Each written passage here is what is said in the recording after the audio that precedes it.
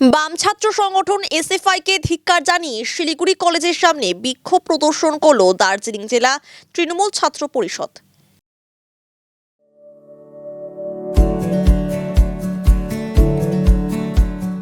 Pampered, not just a hospital, but a mother.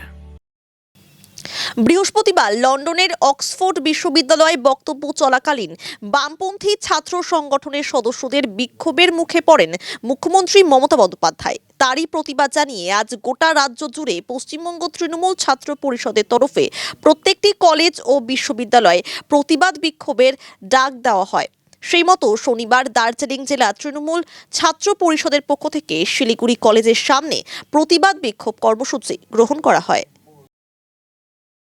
আপনারা দেখেছেন অক্সফোর্ডে যেইভাবে আমাদের মাননীয় মুখ্যমন্ত্রীকে অসম্মান করা হয়েছে, এটা শুধু মুখ্যমন্ত্রীর অসম্মান নয়, পুরো বাংলাকে, পুরো ভারতকে অসম্মান করা হয়েছে। এই অসম্মানের যে করা হয়েছে তার প্রতিবাদ স্বরূপ আমরা আজকে প্রত্যেকটা কলেজ বিশ্ববিদ্যালয়ে এই বিক্ষোভ করছি।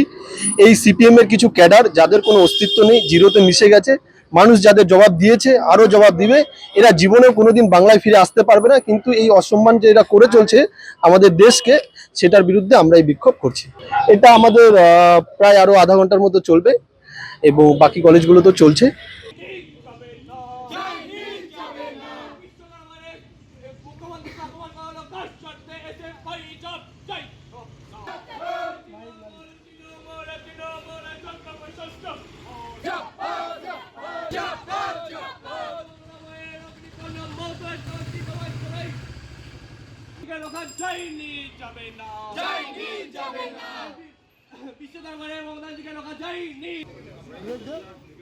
অল্প